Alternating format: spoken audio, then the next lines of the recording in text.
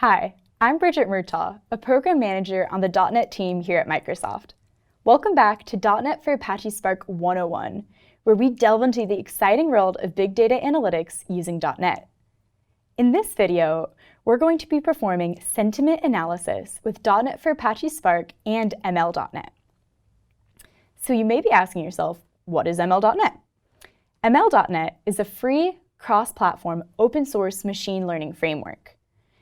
In our case, it's really useful to use machine learning frameworks like ML.NET in combination with Apache Spark so that we can scale the training and prediction of machine learning algorithms, meaning that we can have faster machine learning predictions or training opportunities and with more input data. In the example in this video, I'm going to be writing an application to perform sentiment analysis. Sentiment analysis means that when we're given a piece of text, we want to determine if it's positive or negative. So did it mean something good or something bad? In our case, we're going to be working with a set of online reviews, and we want to determine which ones are positive and which ones are negative. So for instance, if we saw the review, "I love .NET for Apache Spark," that would be an example of a positive sentiment. Whereas if we saw something like, "I hate running inefficient big data queries," that would be considered a negative sentiment. So I'm starting off with a C# console application I've created called ML Spark Video. And I'm right-clicking on my project, Add, and then Machine Learning. And this opens up Model Builder, which is a great UI tool through ML.NET. I'm choosing the sentiment analysis option, and then I'm going to find my input dataset, which is called Amazon, which is just a set of reviews from an Amazon website. So I'm going to specifically choose column 2 to predict, because column 2, as we can see below, is what contains a 0 or 1 standing for negative or positive sentiment. Now I can choose how long I want to train my model, and training my sentiment analysis model for longer will give it a higher probability of being more accurate. So I chose to do a minute, and we can see that once I've started training, Model Builder tells me the status of my training. So it tells me how much time I have left. And then as a bit more time passes, it starts telling me information about the algorithms it's testing. So it tells me what the best accuracy it's found is and what the last algorithm it tested was. So as Model Builder continues testing out other algorithms and training my machine learning model, I'm going to go ahead and create a new console app and add the Microsoft Spark NuGet package to it. In this app, I need more than just the Microsoft Spark NuGet package. I need the ML.NET NuGet package as well. So I'm going to go into the NuGet package manager and find Microsoft.ml, which will give me access to the ML.NET functionality that I need in my program. I'm going to choose Spark ML app, since that's the name of this C# console app that I'm creating. And I'm going to go ahead and install the Microsoft ML NuGet package.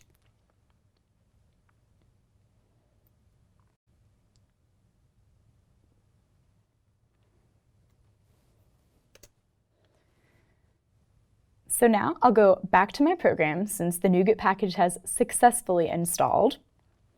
And I'm going to go ahead and double-click on the name of my C# project, which is Spark ML app.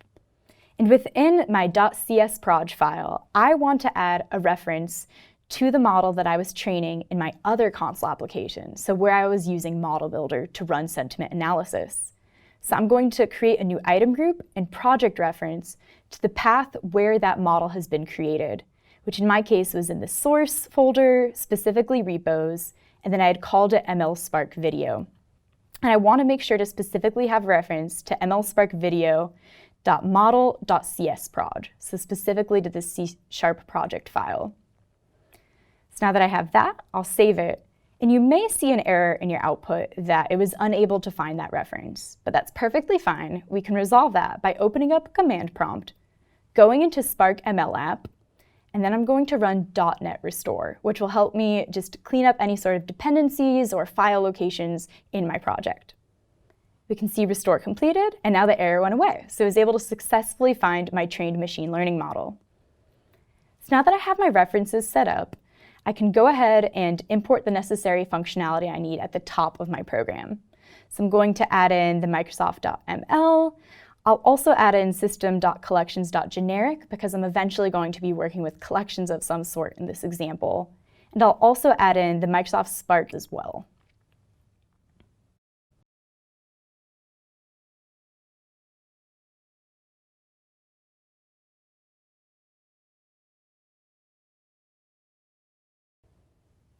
So now that I have all the functionality that I need imported over, I can start actually coding my app.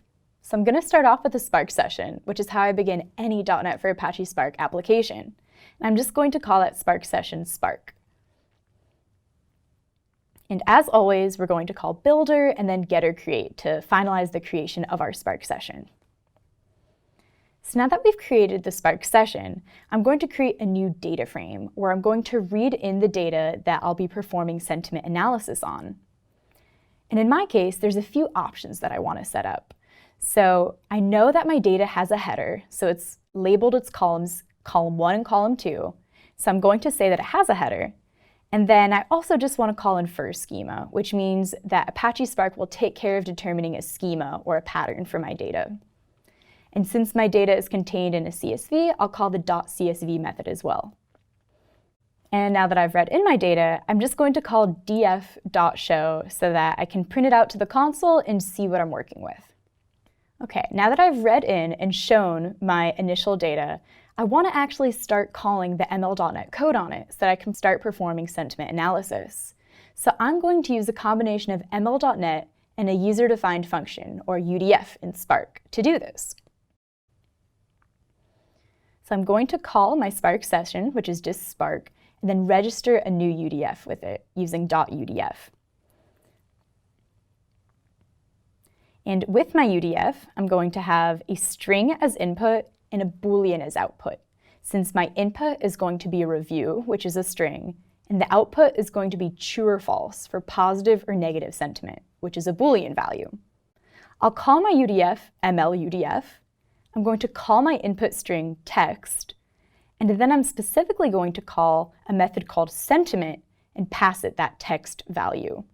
So what's going to be contained in that sentiment method? And how are we actually going to start calling the ML.NET code with our Apache Spark code? Check out the next video in the .NET for Apache Spark 101 video series to learn how you can finally complete the steps for sentiment analysis using ML.NET and .NET for Apache Spark.